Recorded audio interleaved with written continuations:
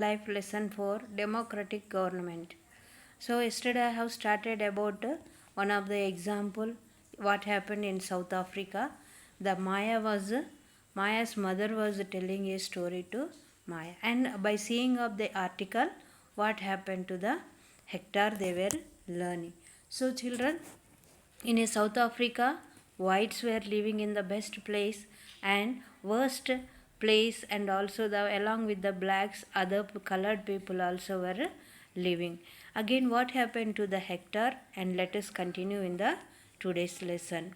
One black township was Southwestern Township or Soweto. Hector Naldo lived here, and his classmates joined the protest against learning the Afrikaans language in a school. So the Hector, he was with his friends, he was joined to protest and to protect the African language. He was joined in a school. This was the language that the whites spoke.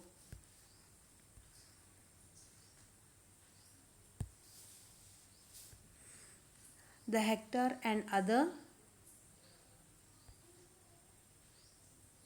school students were being forced to learn this language, but they wanted to learn their own language, Zulu. So the Hector, with his friends, they were join in the school, but the whites they forced to learn their own language. But the people of South Africa and along with the Hector, they like to learn their own language called Zulu. The South African police beat up the protesters miraculously and shoot at the crowd. So when the South African people and they were started to keep their own language should be implemented in the school, or they started to strike, or some protestant they started, and when they were started that the police they started to beat up the protesters miraculously means without sympathy, and there is no sympathy on the people, and they shoot the crowd also. So in the crowd one of their bullet killed Hector. So in the crowd the Hector, the boy, the small boy also, he was there in the crowd. So by the police bullet he was died.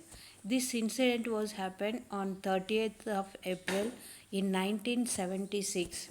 After this incident was happened, the people of South Africa they started the rallies and protesters and everything they started, and again the African National Congress, a group of people who lived, led the struggle against the apartheid, and their most well known leader, Nelson Mandela, fought the apartheid system for several years. Along with the Nelson Mandela, the African National Congress, along with him, many people were joined and started the strikes and rallies and all the system they started. And the Nelson Mandela many times he went to the jail also, and finally they succeeded, and in the 1994 South Africa became a democratic country in which people of all races were considered equally. So the leader of the Nelson Mandela, and they got the freedom, and the South Africa become a democratic country.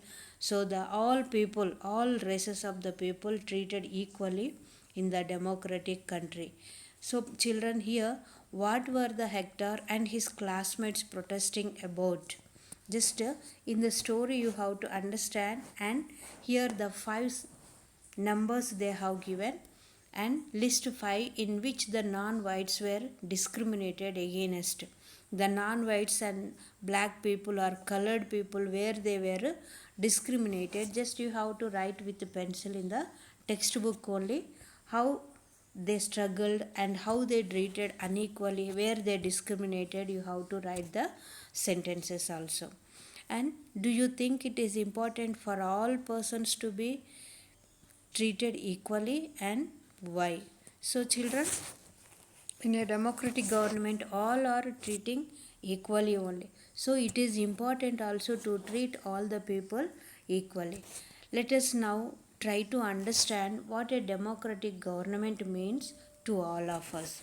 So children, what do you mean by the democratic government, and how the all were treated equally, and in a South Africa in 1994, because of the Nelson Mandela, it became the democratic country.